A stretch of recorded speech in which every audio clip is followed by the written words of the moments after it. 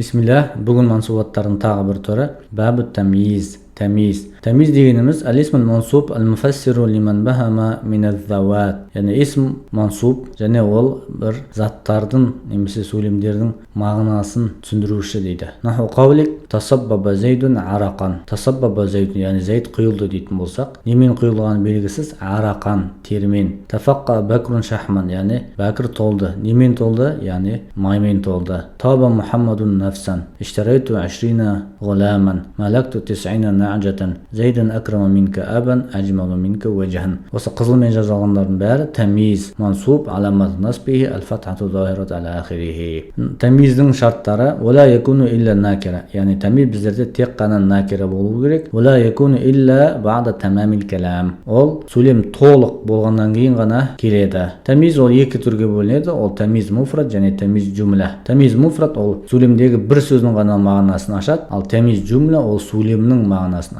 ашады. Мысалы, тасаббаба зайдун арақан деген сөйлемде біздерде зайдтың немен құйылғандығы белгісіз, яғни зайдтың бірақ қана сөзді мағынасын ашатын болса, арақан ол тамиз муфрат. Таба Мухаммадун нафсан. Иштарайту 20 ғуламан. Яғни иштарайта сен сатып алдың, 20 нәрсе сатып алдың, ол белгілі сатып алғаның. Бірақ именно не сатып алғанын белгісіз, 20 деген сөз 20 деген белгісіз болып тұр. Соны баяндап берсе тамиз болады, ғуламан. Малакту 90 нәжадан. Мен 90 нәрсе иелік еттім. Нені иелік еттім? Нәжадан қой. Бұл барлығы тамиз муфрат. Ал енді зайдун акраму минка абан. Яғни зайд акраму минк бұл сөйлем. Сөйлемнің түсініксіз болып тұр. Зайд саған қарағанда құрметтілеу. Қал немен құрметті? Абан, әкесімен құрметті. Яғни зайдун акраму минк жумла. Зайдун мубтада مرفوع علامة رفعه الضمة الظاهرة على آخره.